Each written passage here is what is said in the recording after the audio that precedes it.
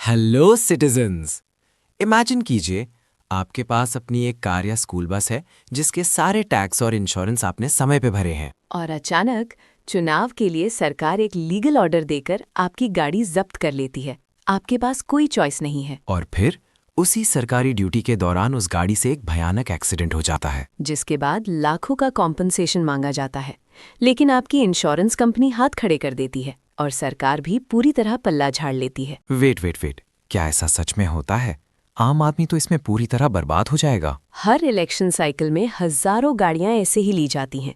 लेकिन district magistrate Gwalior versus national insurance company limited case में supreme court ने एक ऐसा फैसला दिया है जिसने पूरी बाजी पलट दी।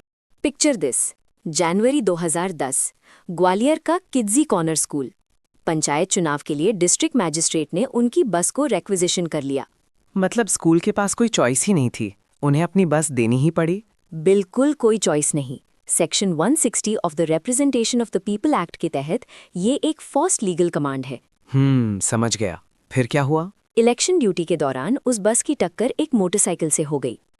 दर्दनाक हादसे में मोटरसाइकिल सवार की जान चली गई। ओह नो, ये तो बहुत बुरा हुआ। फिर उस पीड़ित परिवार को कॉम्पनसेशन किसने दिया? MACT और फिर MP हाई कोर्ट ने कॉम्पनसेशन बढ़ाकर 27 लाख रुपए कर दिया और पूरा बिल डिस्ट्रिक्ट मैजिस्ट्रेट पर फाड़ दिया। लेकिन सरकार इसे सुप्रीम कोर्ट ले गई, ये कहते हुए कि हम ओनर नहीं हैं, इंश्योरेंस कंपनी को पैसा देना चाहिए। होल्ड ऑन, तो क्या सरकार जबरदस्ती गाड़ी लेकर मेरी प्राइवेट इंश्योरेंस पॉलिसी के पीछे छिप सकती है? यही तो सबसे बड़ा लीगल सवाल था और यहीं सुप्रीम कोर्ट ने section 230 of the motor vehicles act का इस्तेमाल एक धारदार हथियार की तरह किया।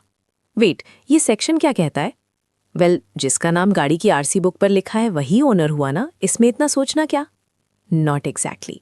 कोर्ट ने कहा कि ओनरशिप सिर्फ कागज का एक टुकड़ा नहीं है। असली सवाल ये है कि गाड़ी पर एब्सोल्यूट प्रैक्टिकल कंट्रोल किसका है। हाँ, क्योंकि स्कूल तो इलेक्शन ऑफिसर को नहीं बता सकता ना कि बस कितनी तेज चलानी है या रात को किस रास्ते से जाना है। एग्जैक्टली।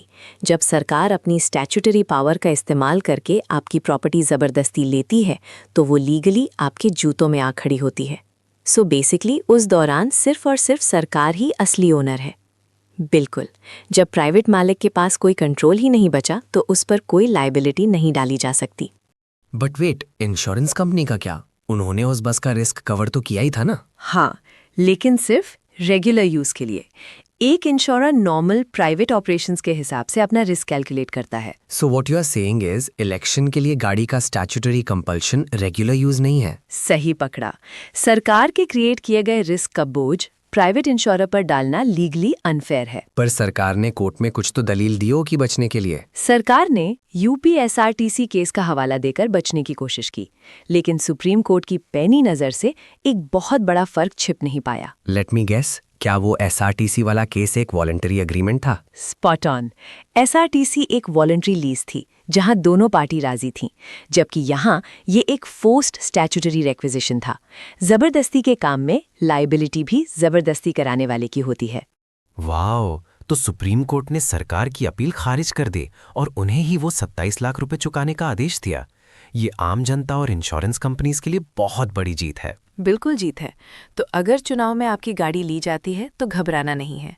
बस जिस डेट और एग्जैक्ट टाइम पर आप चाबियां सौंपते हैं और जब वापस मिलती हैं उसे स्ट्रिक्टली डॉक्यूमेंट करें। Got it.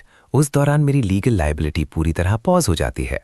And for the law students, ध्यान दें कि कैसे कोर्ट ने सेक्शन 230 MV एक्ट के तहत ओनर का दायरा स्टैट्यूटरी पोजेशन तक बढ़ा दिया है।